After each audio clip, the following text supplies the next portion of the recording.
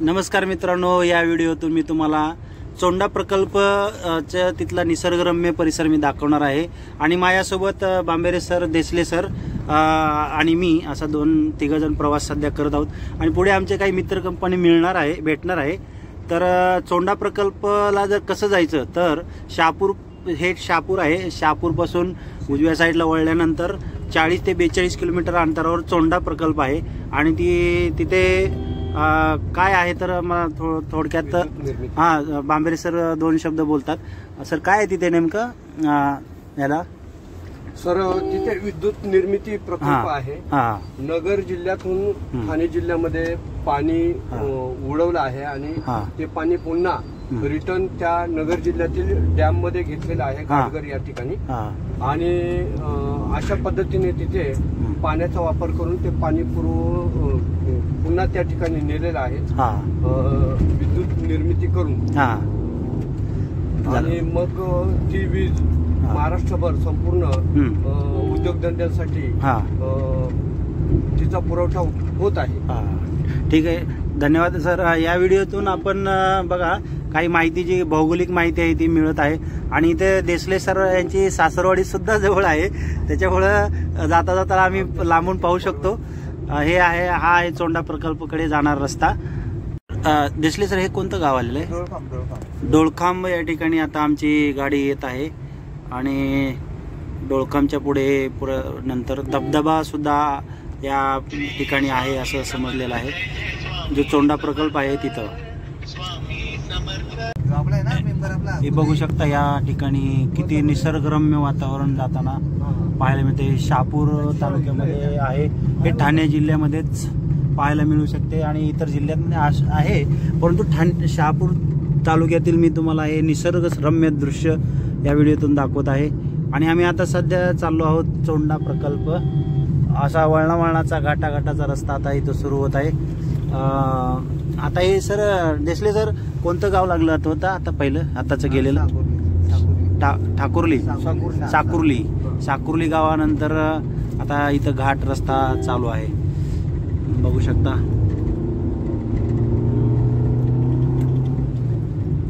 काय म्हणले बांबेरे सर? वरती ताऱ्याचं कंपाऊंड आहे सगळं। आणि तिथून माकडे बिकडे एवढी येतात, तिथून सगळं हे दिसतंय। तेच आहे ना चोंडा प्रकल्प त्या याचा, ते धरण। हे बघा इथं धरण आहे। काय व्ह्यू आहे बघू शकता या व्हिडिओच्या माध्यमातून। हे सह्याद्रीची रांग म्हणू शकता, सह्याद्रीचाच पर्वत म्हणायचा नाही, सह्याद्रीचीच रांग। इथले लोकल बॉय आहेत देसले सर आणि बांबेरे सर, त्यामुळे त्यांना इथली माहिती आहे। तर बघू शकता हे इथं चोंडा प्रकल्पाचा इथं दृश्य दिसत आहे थोडं। आता पुढे मी तुम्हाला दाखवणार तर आहेतच। हे बघू शकता, हे चोंडा प्रकल्पाचं ठिकाण किंवा हा निसर्गरम्य दृश्य। या प्रकल्पाच्या किंवा या ठिकाणी धरणाच्या जवळ प्रवेश नाही, त्यामुळे आम्ही इथेच एक छोटासा वॉटरफॉल आहे तिथे आम्ही थांबणार आहोत, थोडा वेळ आनंद घेणार आहोत आणि नंतर पलायन करणार आहोत।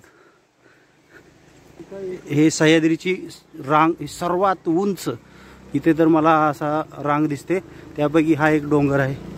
बोला ना सर। हे बघू शकता, हा चोंडा प्रकल्पाचा, इथे झूम करून दाखवतो, हा चोंडा प्रकल्पाचा दरवाजा, धरण भिंत आहे।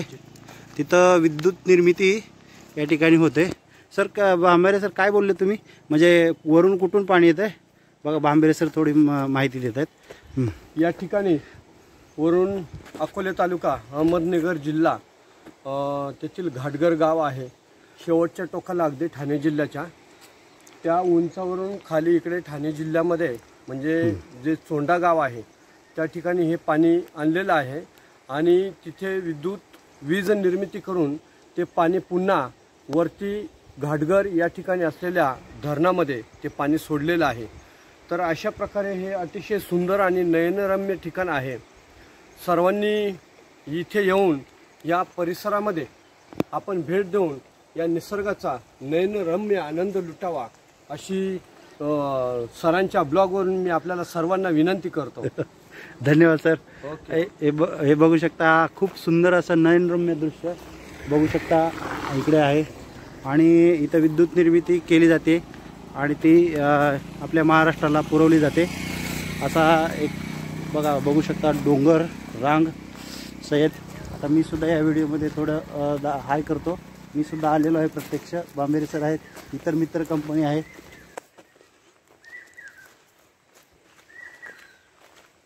हो ना, ही पहा अशा दरी, तिथून पाणी येते आणि खूप सुंदर असं. हे बघू शकता चोंडा प्रकल्पाची एक भिंत आहे आणि खूप जवळून आपल्याला दिसू शकते. आम्ही आता जवळ आलेलो आहोत आणि ते बघा हे देसले सर आहेत, पाठीमागे बांबेरे सर आहेत. आता इथे एक छोटंसं मंदिर पण आहे आणि इथे हे पूर्ण बघू शकता भिंत. त्या भिंतीवर शेवाळे पण आलेले दिसतात आणि एव्हरग्रीन असं हे बघू शकता. हे चोंडा प्रकल्प हा 1-1.5 किलोमीटर बोलले होते ते. हा इकडे हे बघू शकता. हे चोंडा प्रकल्पातला इथे विद्युत निर्मिती आहे. इथे नाही बंदी, इथपर्यंत गाड्या येतात. ही भिंत चला झालं, इथपर्यंत आलं. रिटर्न मारले तरी चालेल. इथपर्यंतच आहे, पुढे प्रवेश बंदी आहे. आणि तुम्ही जर आले तर या ठिकाणापर्यंतच येऊ शकता, नाहीतर नंतर इथून तुम्हाला रिटर्न फिरायला लागेल. हे बघू शकता, असा रस्ता आहे.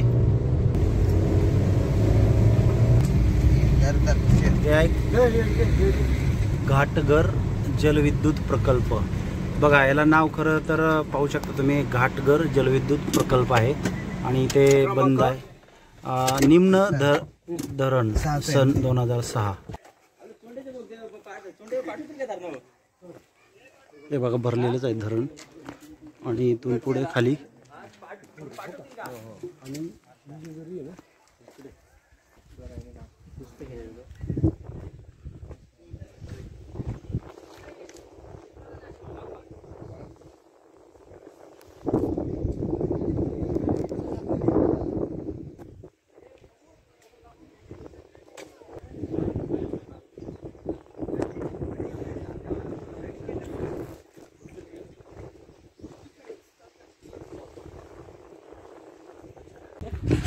काय करणार.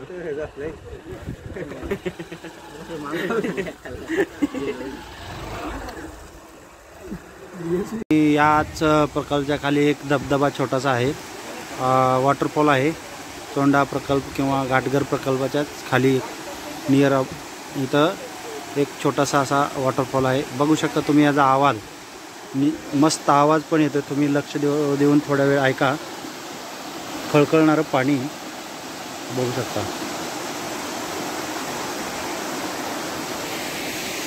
हे आहे इथला छोटासा वॉटरफॉल बघू शकता.